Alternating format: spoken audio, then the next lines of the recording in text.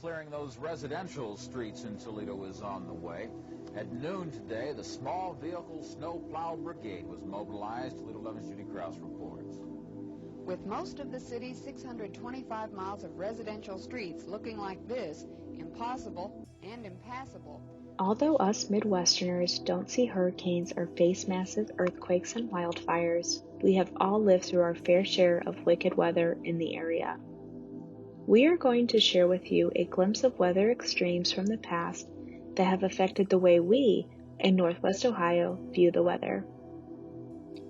From the infamous Palm Sunday tornado that ripped through Genoa in 1920 to the storm of the century blizzard in January of 1978, there have been many memorable weather phenomena that have hit the area.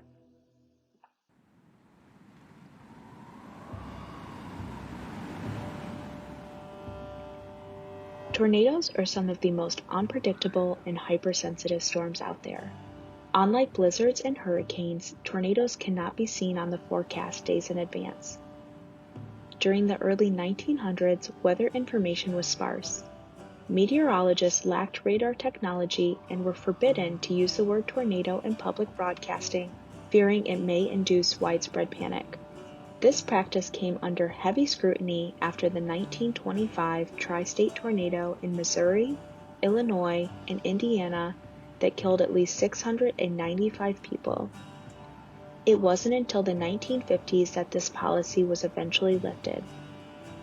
Without radar technology, proper communication, and overall public awareness about weather in the early 1900s, the residents of Genoa were unaware of what lay ahead of them the evening of March 28, 1920.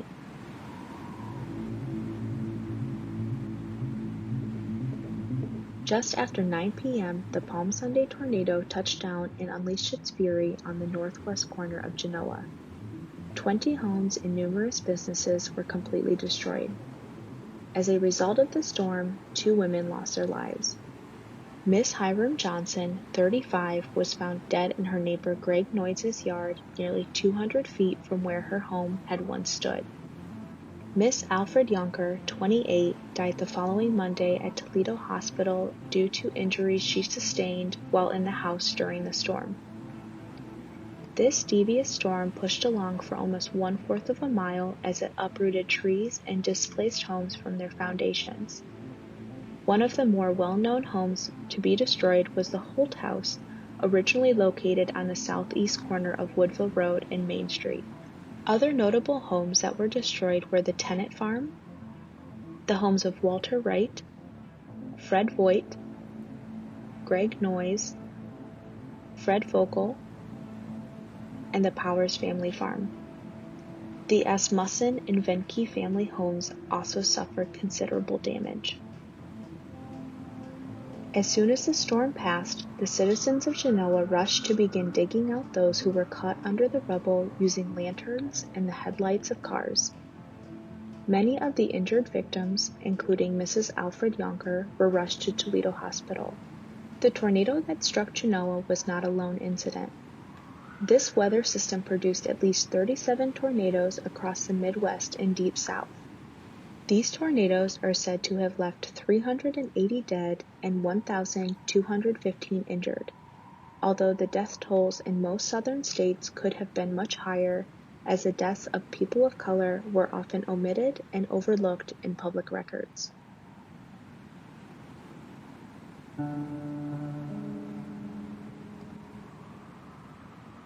"90 years later, on June 5th of 2010, our neighbors in Millbury and Lake Township would face a more devastating storm. This EF4 tornado left a path of destruction for nearly 9 miles, killing 7 and leaving 28 injured. With estimated wind gusts up to 175 miles per hour, the tornado carved its path from Molaine's south side and through the northwest side of Millbury for 14 excruciating minutes. The twister touched down at 11:20 p.m. along Oregon Road just east of Perrysburg. As it progressed, the storm picked up strength. The tornado reached EF2 status as it crossed East Broadway Street and ultimately upgraded to an EF3 moments later as it crossed State Route 795. As a tornado accelerated through Lake Township, its path destroyed the Township Administrative Building, the police department, many fields, and Lake High School. The high school, which had commencement scheduled for the next day, received enough damage to be considered a total loss. The gymnasium, cafeteria, auditorium, and the adjacent field house sustained the most damage. After crossing I-280, the funnel weakened to an EF2 but quickly regained strength as it crossed into Millbury. By the time the storm reached Main Street, it was an EF4 with winds being clocked between 166 and 200 miles per hour.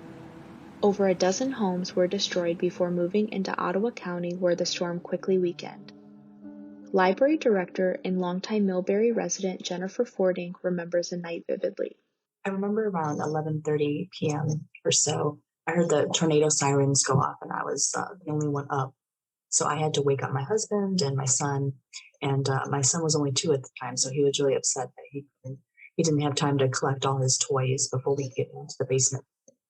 Not long after that, the power went off, and I could hear a loud roaring sound, kind of like a train that was coming through. We have an Amtrak behind our house, and my husband was convinced that it was just the train, but I knew it wasn't because there was no horns blaring. My neighbor told me that they were on their way home when the transformer blew and it fell across the road behind them. They had just pulled into their garage and it shut, and then they had shut it before the power went off. We didn't have too much damage on our house, just some siding, some shingles blown off, and some debris in our yard. But just a few blocks away over on Main Street, it was like a war zone. We went over to help in the morning, and we just couldn't believe what we saw. 7 people died as a result of this wicked tornado, and at least 17 people were hospitalized. Debris from this storm were found dozens of miles away and were even discovered floating to the shore on islands in Lake Erie.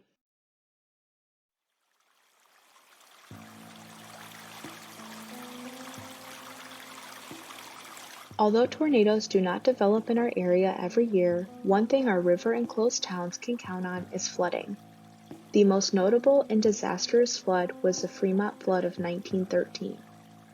According to W. G. Waite, president of the Chamber of Commerce and member of the General Relief Committee, Easter Sunday morning, March 23, 1913, the windows in heaven were opened and rains descended. The rain was upon the great Commonwealth of Ohio for 2 days and 2 nights. The ground quickly became water-soaked. Every little brook became a river, the rivers became raging, seething torrents, reaching out into the pleasant lands around them and laying waste all before them.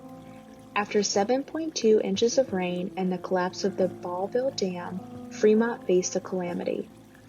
The extensive rain led to high water throughout the Ohio Valley, flooding a total of 550 homes in Fremont and completely destroying 50.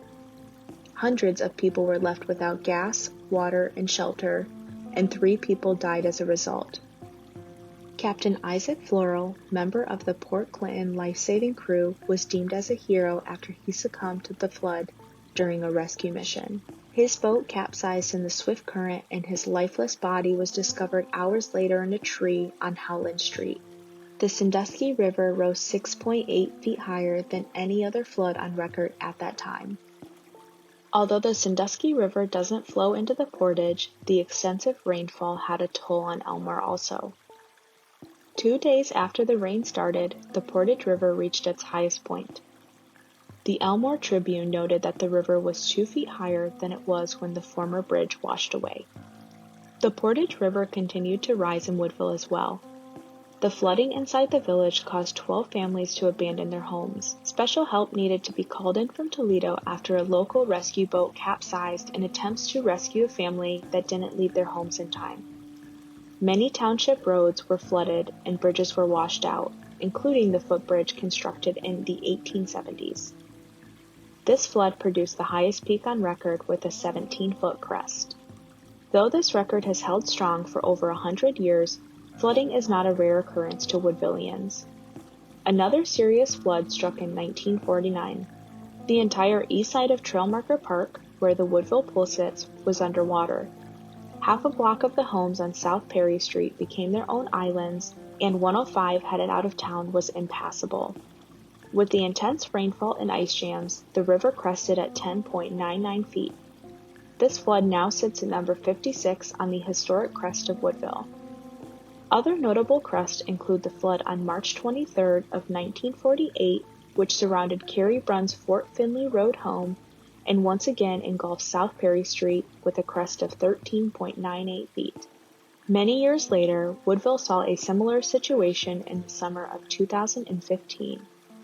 The annual 4th of July Carnival was nearly canceled due to the grounds being fully submerged.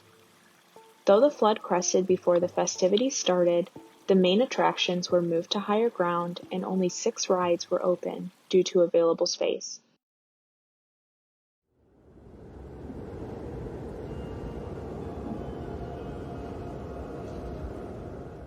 If there is one weather type that we are used to in Northwest Ohio, it's snow. There's seasonal snowfall, the yearly winter storm, and the occasional April snow shower, but 1978 unleashed a blizzard of which we have never experienced before.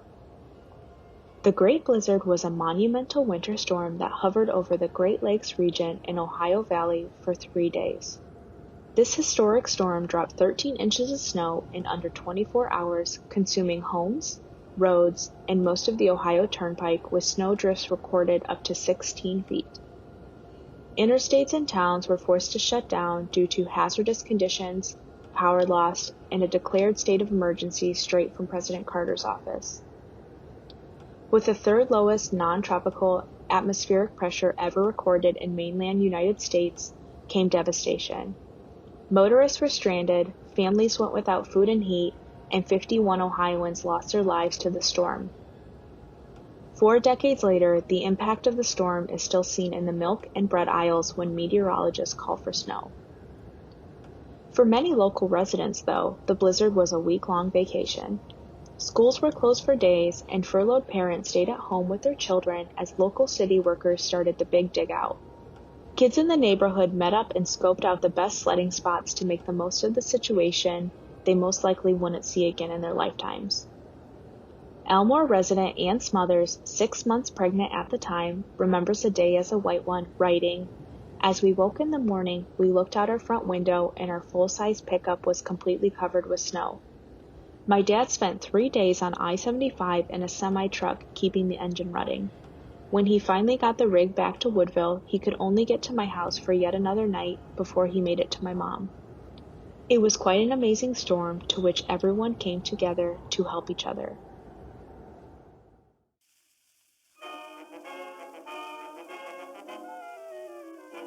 Despite watching the weather and reading forecasts, weather is consistently unpredictable. One thing we do see when tragedy strikes is how our community comes together to help one another. Whether it is your neighbor taking on the extra stretch of sidewalk with the snowblower, or a stranger donating food and clothes to those in need, we become united.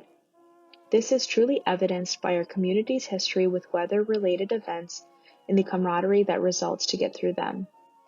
Be sure to watch the sky, as history does have a knack for repeating itself.